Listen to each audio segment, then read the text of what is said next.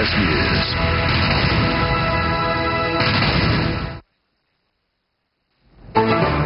Now on CBS News Up to the Minute.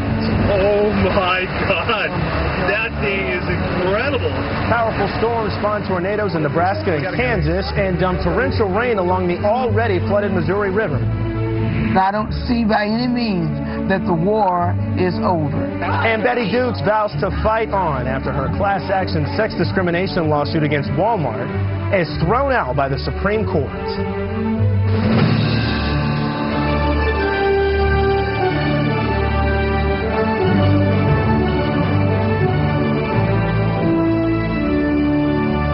And good morning, everyone, from CBS News headquarters in New York City. This is Up to the Minute. I'm Terrell Brown, and for Betty Wynn.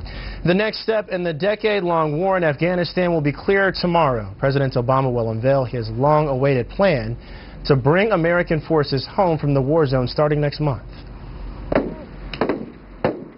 There are currently about 100,000 U.S. troops in Afghanistan, but the drawdown will only affect the 30,000 so-called surge troops that were sent to the conflict in 2009. About 68,000 soldiers and Marines will be left behind to wrap up operations before the planned handover to Afghan forces in 2014.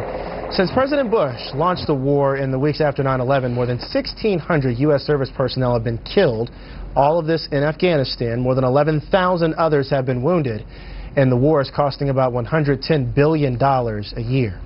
Closer to home, the U.S. Conference of Mayors says all that money could be better used here in the United States, creating jobs. The conference, meeting in Baltimore, had some stark predictions about the unemployment picture.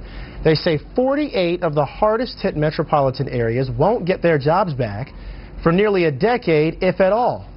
CBS's John Blackstone begins our coverage. On a busy city street, it can be hard to guess who is unemployed. Locke Bingham, 32 years old with an MBA, has been searching for a job for almost a year. I've never looked for a job as hard or as long as I am now. Comparing today to 5 years ago, it's a completely different world. He last worked in the finance industry in San Francisco, a metropolitan area that has lost 166,000 jobs since 2008.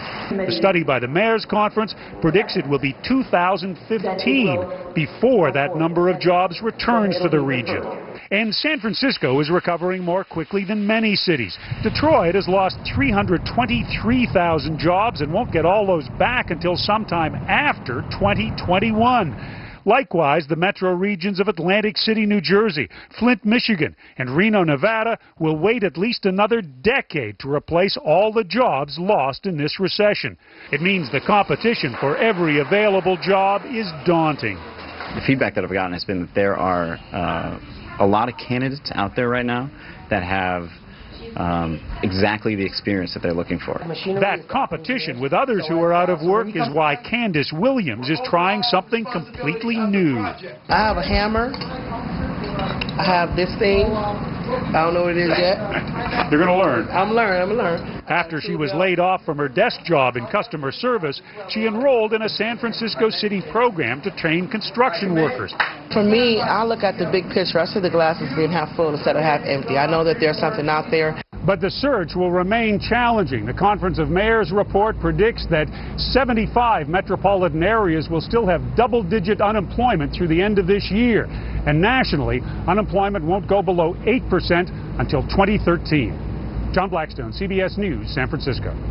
Meanwhile, many of the communities hardest hit by the economic downturn are in the Midwest. In Milwaukee, Wisconsin, the unemployment rate for African-American men is 34%.